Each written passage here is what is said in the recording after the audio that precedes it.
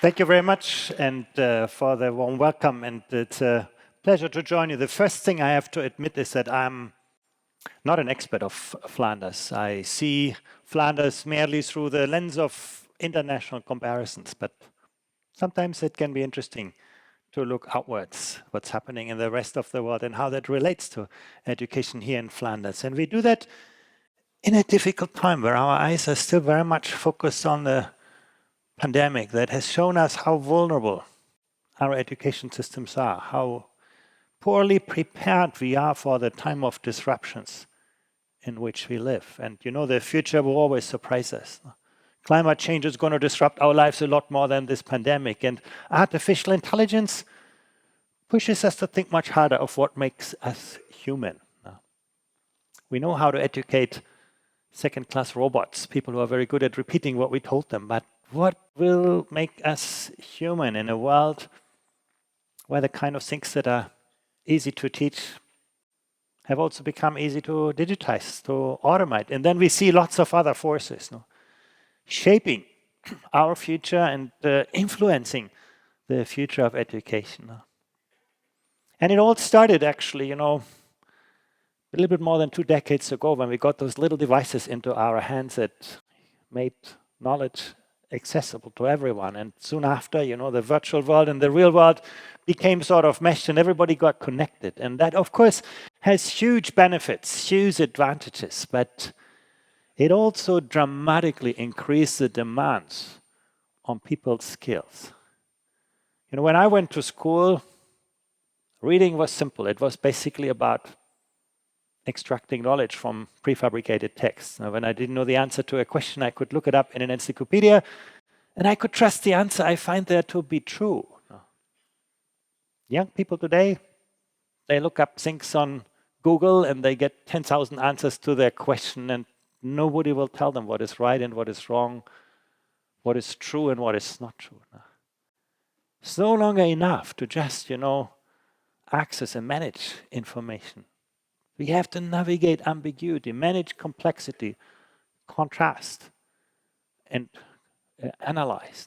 Very, very significantly different demands now. And you can say technology connects all of us. This is wonderful. We can connect and collaborate with anyone, but we also know that technology connects us with people who think like us, who work like us, who look like us. It's actually harder for people to truly connect. To live on plurality and viewpoints and perspectives. And again, school has become a place that has become really, really central to all of that. Here you can see the number of hours that 15-year-olds spend online, on the internet. And you can see your 15-year-olds in Flanders spend over 30 hours online every week. That's about a working day. The digital world has become the real world for many young people. But the question is, do they have the skills to navigate this digital world? And when you look actually the capacity of young people, for example, to distinguish fact from opinion, to integrate different knowledge sources, the kind of literacy skills that are of essence today, you can see it's less than 40%. The only education systems where you can say at least, half or 2/3 of young people manage the digital world are basically in East Asia. For the rest of the world, actually, most of the young people have quite limited or actually no skills.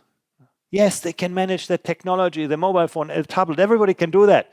But that doesn't mean that you can actually create meaning with this, that you are the mastery of this. You can say humans were always better to invent new tools than to use them wisely. It's not a new phenomenon. But today it really, really matters. The world that comes to you through the internet influences the choices that you make in life. This is why education has become so much more crucial for success today. Our labor markets, if you have the right skills, you never had the life chances that you have today. Despite the pandemic, despite the financial crisis, for those with the right skills, actually, all of this has been liberating and exciting. But for those who struggle in this, new world. Actually, life prospects are diminishing. Our labor markets, our societies, our economies become less and less tolerant for those who don't have high levels of skills. And the question, of course, is, can we provide them for all? Now, when we look at the PISA trend, you can say Flanders is a high-performing system. It is clearly above the OECD line, the industrialized world. But for 2 decades, it's traveled the wrong direction. Not a very fast decline, but a consistent decline. And, that's not inevitable. You can see, for example, a country like Estonia woke up in 2009 and then saw steady progress. It's one of the poorest nations in Europe. Still, it's seen, actually, that you can make educational progress now. And there are others as well, not so many countries that have, improved. But while we were sleeping in Europe, Chinese regions have risen to the top. Nobody noticed that here because we do not look that far. But they, used to be at the bottom. They rose to the top. I'm going to talk a little bit more about this. Singapore has moved from good to great. I talked already about Estonia. Sweden is interesting. Now they sort of made some really poor choices at the end of the 90s, and then, they slide in performance. But again, 2010, they woke up. They started to change things. And you can turn things around. And I think that is really, really important to understand that those trends are not inevitable. No. You can always change things, turn things around. That's what they did in Sweden. They had a big PISA shock, and they could have had it, since the early 2000s, but they never noticed that really. But then, in 2009, the results got a lot of public play. And, policies were put in place to change things now. Some countries are moving up. Most are not. Across the OECD, we have flatlining performance. But in Flanders, we have seen an erosion of standards now. It's very, very hard to sort of pin that down to specific factors. All I can offer you really is some hypotheses. And I'm going to explain them very well, but it's very, very hard to sort of prove anything with numbers. The first thing, maybe the hardest thing to measure, it is a decline in aspirations and ambitions. How can I say so? Well, when we ask students, about their educational aspirations, we see a decline. When we ask students about their achievement motivation, of the value of mastery, of the value of excellence in education, we've seen a decline. So it's not tangible. It's the intangibles, that educational aspiration that young people have for their own future seems to have significantly declined. Rigor in the system, maybe, some of you will not agree, but our analysis suggests that actually things have become easier. Curriculum standards have sort of over time been lowered. Often, on the promise that this will increase equity, but it did not. The moment you see excellence and equity as two opposing ends on a spectrum, rather than as two sides of the same coin, equity will become very easily poor education for all. And that's a trend that we have seen in a number of countries. So I think that loss in aspiration is something really important. The erosion of aspirations and achievement orientation. When you ask 15-year-olds in the PISA test, why do you learn? Who motivates you? We can see that same kind of tendency. And I'm going to contrast this in a moment with high-performing education systems, where actually aspirations are the main driver of education success. And then, of course, one thing you will be familiar with, and the minister already mentioned it, it's the relatively weak assessment culture. You will never improve what you cannot see. Making success visible. And actually, your students will be the first ones to value this. Students value mastery. What they like in school is actually to succeed, to learn something, to do something well. And again, the moment you see this as opposing student well-being, you end up, with neither of those objectives. The question is not, how do we achieve, mastery at the expense of well-being, but mastery through the student well-being. And this idea that I succeed in school, that is what creates the self-confidence, that's what creates the self-motivation, the higher degree of self-efficacy. The moment you take that away from learners by making things easy for them, you take one of the main motivation. So these are some hypotheses. Let me explain them and also illustrate them with some data. The first thing I want to do is actually talk through some of the myths that often disrupt our ways of working in education, and then contrast Flanders with what the trends that we see in the highest performing education systems. And at the end, talk a little bit about how to address some of the difficult challenges and dilemmas. So let's start with, some of the myths. You know the PISA results, but this is the chart that is actually the most interesting one. We often compare just the average performance of countries. And then you can say, oh, well, you can't compare a wealthy country with a poor country, or a, socially diverse country with a homogeneous country, and so on. Here we've taken all of that out. Students in the red squares have the same social characteristics in every country. We've standardized this. These are kids from very poor backgrounds. Parents are not very well educated. They often come from students with an immigrant history, and so on. They have the odds stacked against them. But they have the same characteristics in every country. Students in the green triangle are all from the same privileged backgrounds. Wealthy families, well-educated families, high status occupations.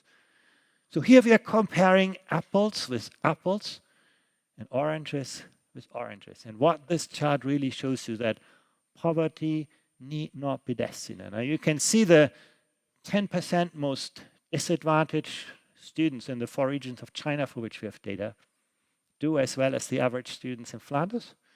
And they do better than the wealthiest students in many other education systems. This is the most powerful illustration of what is possible in education. And you can go through some of those schools in these Chinese regions.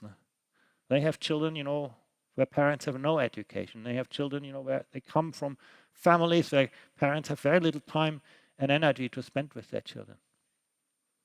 But they have high aspirations for every child. They give each child the same kind of targets and goals. What you will never see is lowered aspirations for a child because they come from poorer conditions. The expectations are high. What schools and teachers are doing, they are going to redouble their effort if a student needs more time, more resources. Very targeted kind of intervention. At the end, you can see actually the poorest kids can achieve world-class results. That is really, I think, one of the most powerful lessons from international comparisons, that we do not have to accept this idea that social background drives learning outcomes.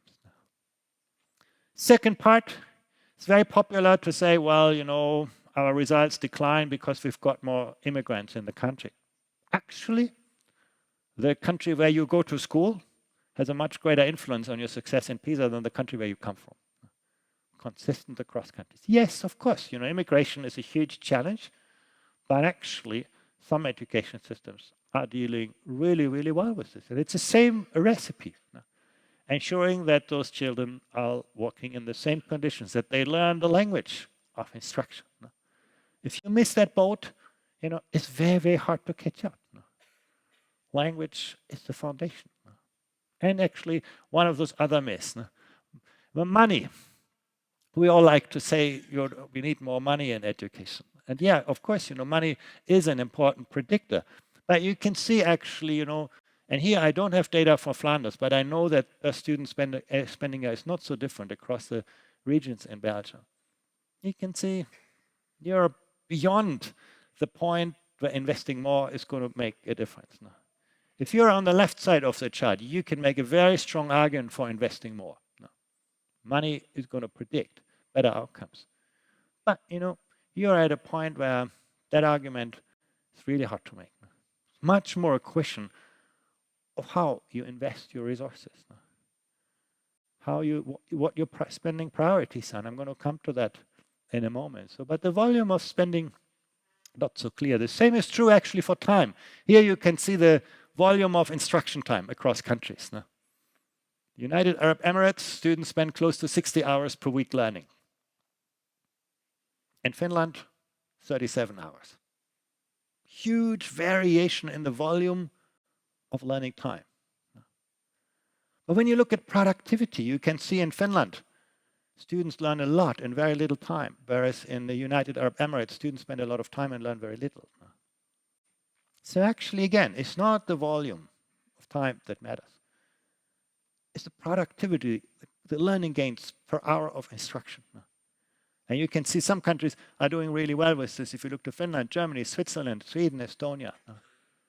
Not a lot of volume, but high quality of instruction, high degree of relevance of learning. So again, that's a really, really important takeaway.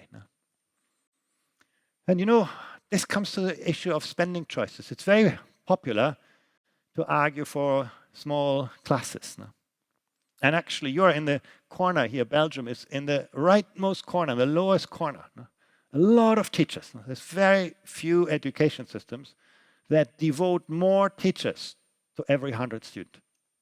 There's a lot of people in the system. But let me compare sort of our largest education systems here, the United States and China. They have a similar student-staff ratio. That's the vertical axis. What they spend in people for students is very similar between the United States and China.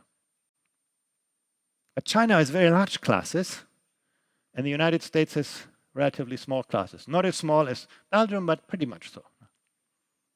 And many people would say by intuition, oh, the United States is doing better. You know, people like smaller classes. Parents like them. Teachers like them. That's the right investment. Why do the Chinese have so large classes? Well, when you drill down a little bit further, you can understand this. In the United States, the small classes means that teachers have very little time to do anything else than teaching. They go from one classroom to the next. In China, they only teach between 11 and 16 hours per week. But they spend a lot of time with the students. They do a lot of one-to-one tutoring with the students. They have a lot of work with the parents, putting parents to the task, helping parents to educate their children. They spend a lot of time with each other, researching, designing, new kind of teaching tools, methodologies.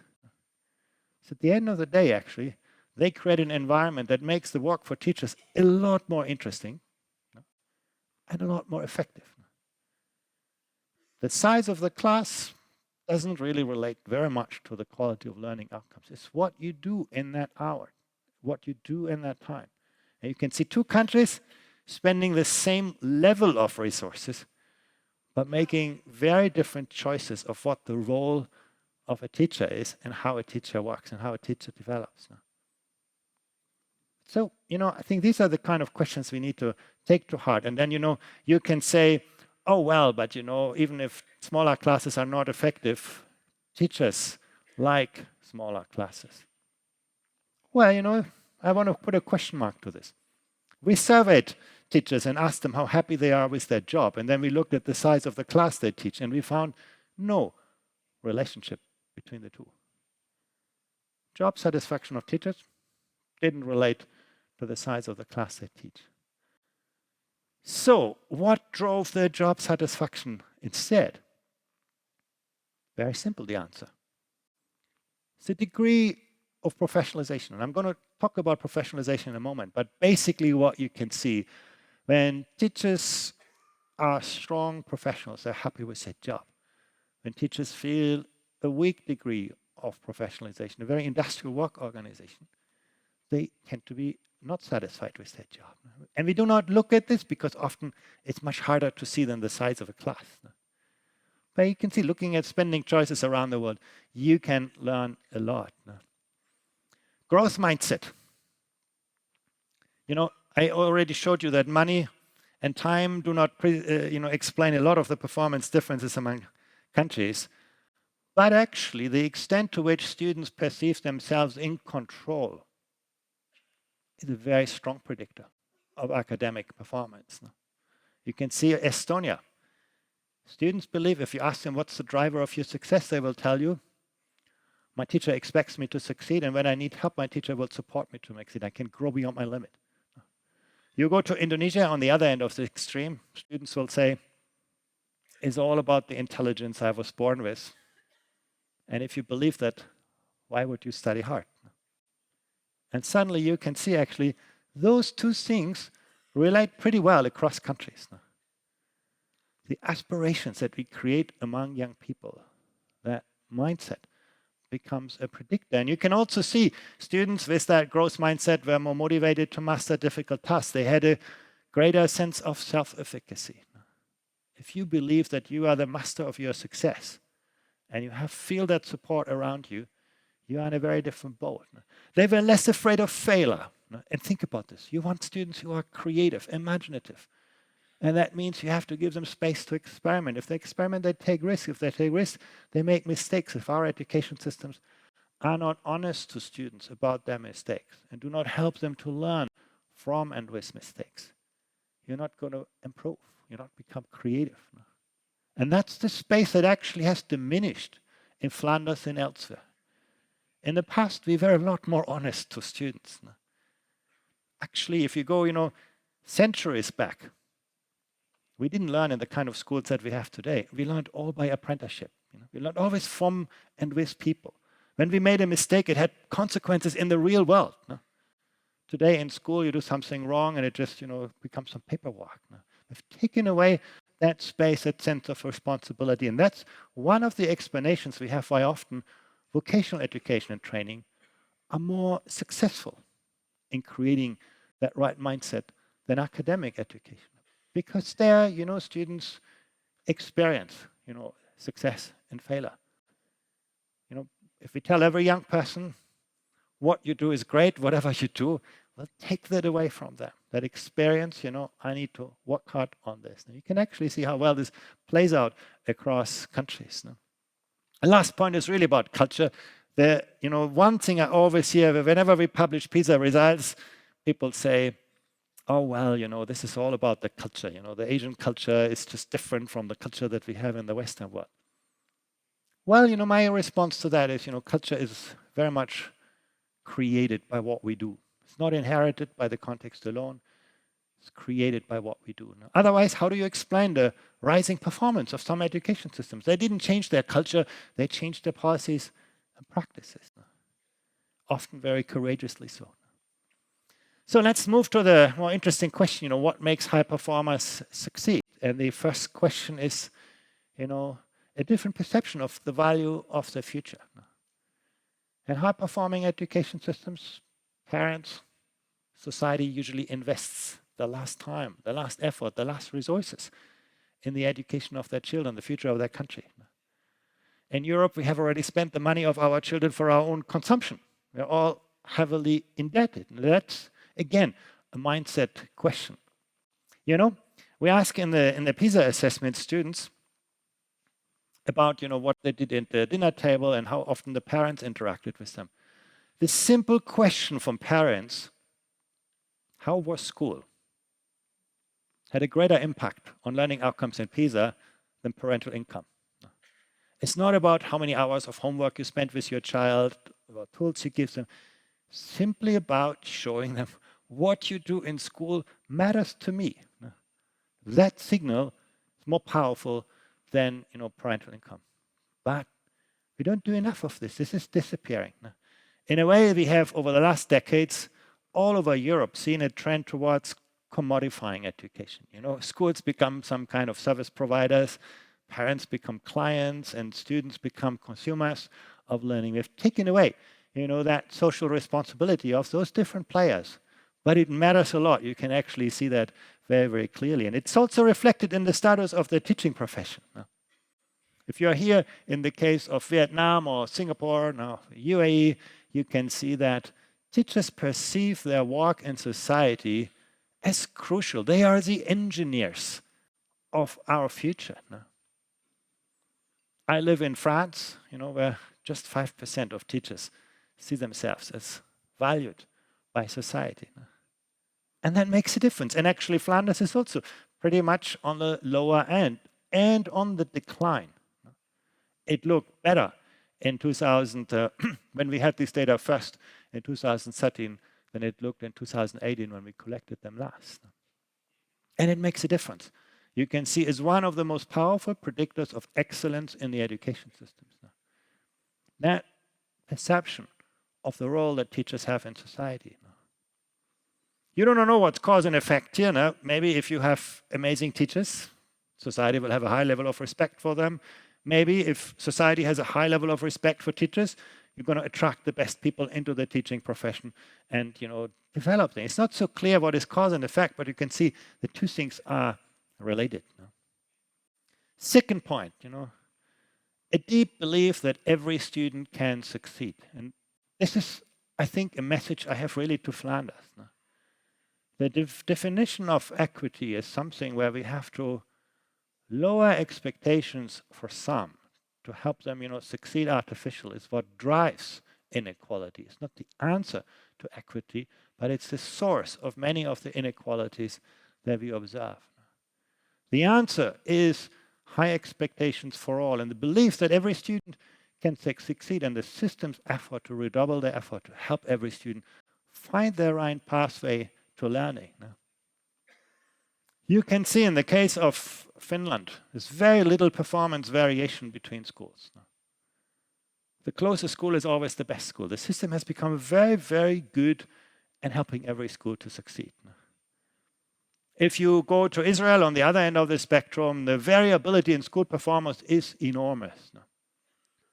And Flanders is sort of in the middle, but also a lot of variation in the quality of schooling.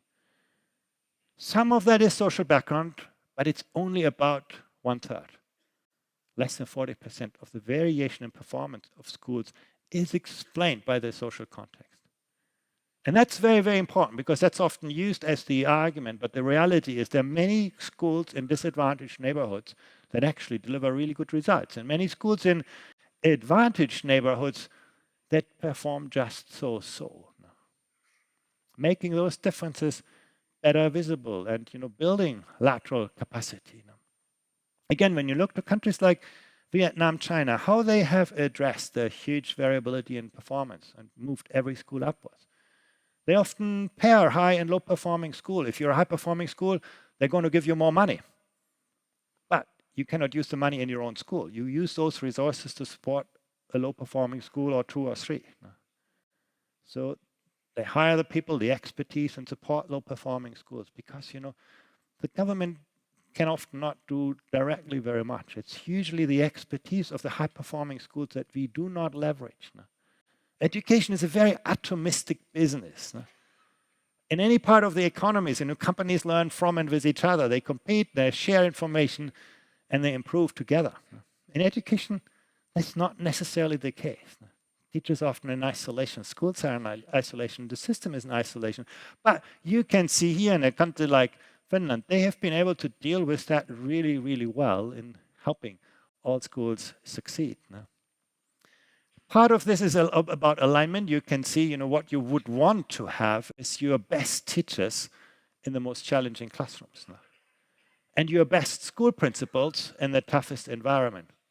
But you can see only in a very, very few countries here on the right side, that is true. In most countries, the quality of human resources, the quality of teaching resources is negatively associated with the social context of schools. And that's important to change. If you come from a wealthy background, you're always going to have open doors in life. School doesn't make such a difference for you. If you come from a poor background, you have one single chance in life, and that is, find a great teacher at a good school. Now, you miss that boat, life is going to be very, very tough to you. So this is actually, through education policy, how we can address inequality, not by lowering standards, but by actually ensuring that the quality of resources and relationship is the right one. And you can see actually most countries have a lot to learn on that respect. Some people say, and here I don't have data for Belgium or for Flanders, but some people say, oh, well, we have such a diverse school system that is contributing to segregation. It's all about, differences between public and private schools and things like this. Actually, most of the segregation in most countries comes from the red bar here, and that is within the public school system. That's the perception that actually, alternative pathways or alternative models of education become the segregator is simply not held up by the evidence. Most of the segregation comes from within our structures, from within our school networks, but we don't see that because we assume they belong to the same family and therefore they are all the same. But that's actually what's driving segregation. Again, I didn't have data for Belgium on that, but I think the lesson actually works very well across countries now. High expectations. If you ask yourself, what is the single most important common characteristic of a high-performing education system? Rigor in the instructional environment, measured by cognitive activation. Now, that's the powerful variable in a classroom. To what extent are students present? To what extent is the lesson challenging to them? To what extent do they feel that, sense of mastery? I learned something. I understood something. I actually can overcome my difficulties. That struggle, that rigor, very, very important. Focus. Easy to say, hard to do. Our instructional systems have become a mile wide, but just a centimeter thin. We teach a lot of stuff at very superficial levels. And every day, somebody comes with a new idea. Today it's about, environmental education. Tomorrow it's going to be about digital literacy. Then someone comes, financial literacy. We've put more and more stuff on top of the system, but at the expense of becoming more and more superficial. The most successful education systems teach fewer things at greater depth. I had the fortune, I've been in, classrooms of over 80 countries. And, you go to a classroom in Japan, in Singapore, China, Estonia. Students typically will be exposed to one idea in mathematics. Let's say, the concept of an exponential function. And they will struggle and look at the idea from many different perspectives. And at the end of that lesson, they have, owned that concept of what an exponential function really means. If you go to a classroom in Flanders or classroom in many European countries or North America, we teach students, lots of practices, how to calculate an exponential function. Because that's easy to teach, easy to do. And at the end of the day, students have mastered the mechanics, but they have not understood the idea. How can I say this? Because that's what we test in PISA. In the PISA test, we don't care very much about, simple routines and practices because, that's not the goal. We care about deep conceptual understanding. Can you think like a scientist? Can you design an experiment? Can you distinguish questions that are scientifically investable from those that are not? And that's where you can see students struggle. High-performing systems, rigor, focus, and coherence. That's important as well. What we have to say is that most of our curricula in Europe are what I would call negotiated. Lots of experts, lots of opinions, lots of people, and you sort of put it all together to try to make everybody happy. That's basically, and then we do that over time and so on. It's a negotiated process. It's not a designed process.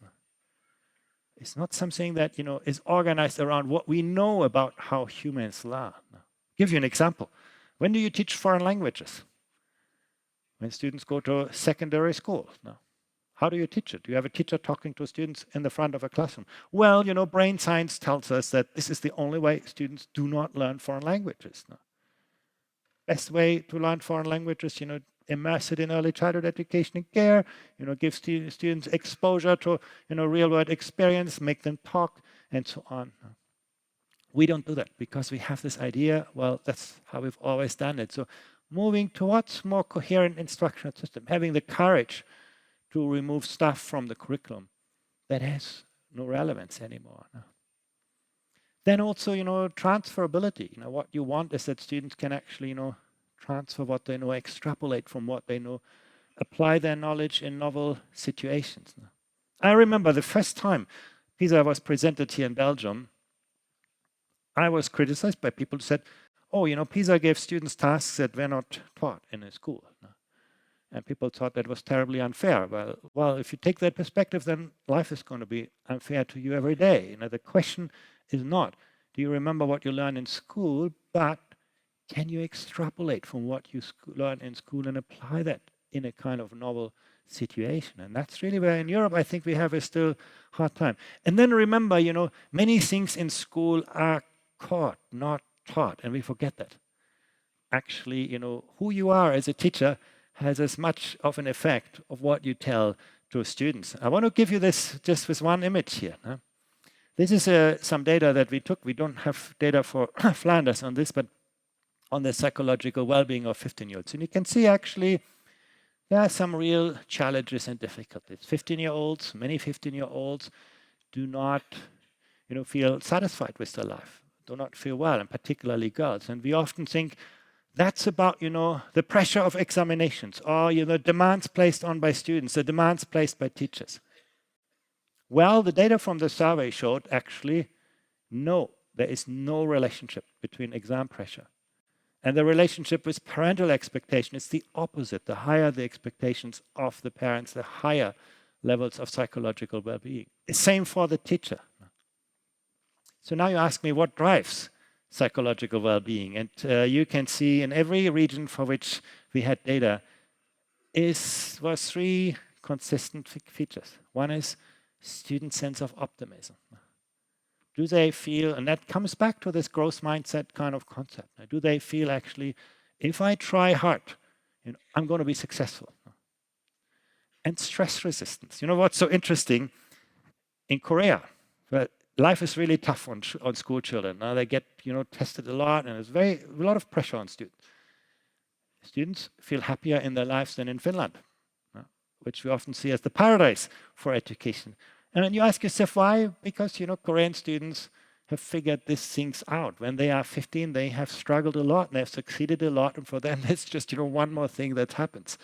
And again, the culture of education that we create is very important here. But remember, stress resistance, optimism, and energy are the main ingredients that we found in this survey. And when you ask yourself, what drives those three variables, is all about the quality of student-teacher relationships. When students feel I have a teacher who knows who I am, who I want to become, and they accompany me on my personal journey, they are there for me as a person. You generally have students with a higher degree of stress resistance, more optimism, greater energy. And by the way, also many of the other kind of variables that we consider important in the 21st century. So again, many things in school that are important are not taught, they're caught by the people who are around you. And that again means if we mix up classes every year, if we have people, repeating grades and so on, those kinds of devices do not create that social bond, that relationship that at the end of the day is really, really important. Something that I think we should not forget in this. So the high expectations. And really last point is about teacher professionalism. I mentioned that at the beginning. I want to come back to this. So what is teacher professionalism? I can only give you our answer at the OECD. It has a lot to do with the knowledge that teachers have. What do teachers know about their subject? The enthusiasm they convey about their subject. One of the best predictors in PISA. Students' perception of my teacher loves to teach. They're actually really, really good at that. They like their subject. Very, very important. What teachers know about their subject, how they convey that. What teachers know about how different students learn that subject differently, also very important. And then what teachers know about their individual students. And don't forget that last part. Do teachers really know the students and their families? I was once in one of the poorest regions of China, in Yunnan province. And I was so impressed, how parents were part of the school. And I asked the teacher, how do you get all these parents to support you? And then she said, well, I'm calling every parent about twice per week. Sometimes I visit them, sometimes I go to the workplace. And then I said, wow, this must be a huge workload. You have over 50 students in your class, and then you talk to them all the time. And she said, yeah, but I never thought about it like this. If they wouldn't all help me, I couldn't do my job. So the parents are part of that equation. That knowing your students, knowing where they come from, really, really important. Second part is, teacher professional autonomy. But that's often easily misunderstood. Autonomy is often interpreted, I do what I like to do today. Not, I do what I know is right in the name of my profession. Teacher professional autonomy is very, very closely connected to the professional culture in the profession. And it's very closely connected to the collaborative culture in the teaching profession. Do teachers test their ideas? Do they observe each other's classrooms? Do they take part in collaborative professional development? Those are the variables that really, really matter. If you're in isolation, autonomy becomes actually very risky. You just are confronted with your own ideas. If you do not test your ideas in a very systematic way, then autonomy actually works against you. That's what we see in the highest performing education systems. Teachers are responsible, but they work in a collaborative culture so that they actually test and develop their ideas in collaboration with their colleagues. And it's very, very important. And you can see actually it's also one of the drivers of teacher self-efficacy. The more teachers jointly teach as a team, they more observe each other's classes, the more they engage in joint activities, take part in collaborative professional learning, the higher the sense of self-efficacy. The higher their job satisfaction. Remember, I showed you this at the beginning. It's not the size of a class, it's that sense of professionalism that drives job satisfaction and self-efficacy. That's really how we can really do that. Technology, we shouldn't forget, I think in the pandemic, we have seen amazing things with technology, greater personalization, learning becoming more interesting and engaging, virtual reality. You can actually do an experiment as a student today rather than just having a teacher talking to you about it. Augmented reality in vocational classrooms. The pandemic has really woken up education to the potential of the digital world. Robots as tutors, robots as peer learners. Now, before the pandemic, nobody would have, touched those things. But now, actually, they've seen, well, in some cases, those devices have become incredibly powerful. We are bridging. One of the biggest mistakes that we made in education, and I should say this to myself as well, at the OECD as well, we have divorced learning from assessment. We have asked students to pile up years and years and years of learning, and then one day we call them back and say, tell me everything that you know in a very constrained environment. And that really works against the system. Well, with technology, you see sort of learning and assessment really coming back again, learning analytics becoming incredibly powerful tools to help teachers better understand how different students learn differently. And I think there's great potential in this, and we at the OECD see that potential. We have seen it very clearly, but we shouldn't forget this. Today, technology intensity is often negatively related to the quality of learning outcomes. That doesn't speak against technology, but it clearly shows that today we often use it in very superficial ways that distract students from learning rather than contribute to learning. So here we need to approach, with caution. We need to sort of get teachers clearly on board. And what you can see in the case of Vlaanderen is that very few teachers are ready for this. Again, if you are here in Denmark, in New Zealand, Australia, and so on, most teachers are pretty comfortable working in these kind of new technology-rich environments. And that was already the case before the pandemic. If you look to Flanders, it's just a minority of teachers. And it hasn't really changed dramatically over time in this. And so I think there's something to look at before you introduce technology. Make sure the system is ready for this. The teachers are ready for this. And that really is about the kind of platforms and devices that you put together. And last but not least, it's about creating a more open and innovative environment for learning. When we survey teachers and ask them, if you're more innovative in your teaching, is the system going to recognize you for this? You can see here 1/4 of teachers say yes and 3/4 say no. Now, if we do not change that perception that education becomes a more kind of open environment, a more contested environment where we actually experiment in more systematic ways, we will not change this. And you can actually see teachers' view on their colleagues towards innovation. Flanders is among the countries at the lowest end of that spectrum, despite the fact that the system actually is very conducive to innovation. This is the country where you can actually do things. You can open a school, you can do things differently, but the perception of teachers is often not in line with this. So that's really all I wanted to share with you, some of those findings that actually tell us that high performance and equitable outcomes are not two opposing ends on a spectrum. They can and will only work as two sides of the same coin if we have the high aspirations for every child. Thank you very much.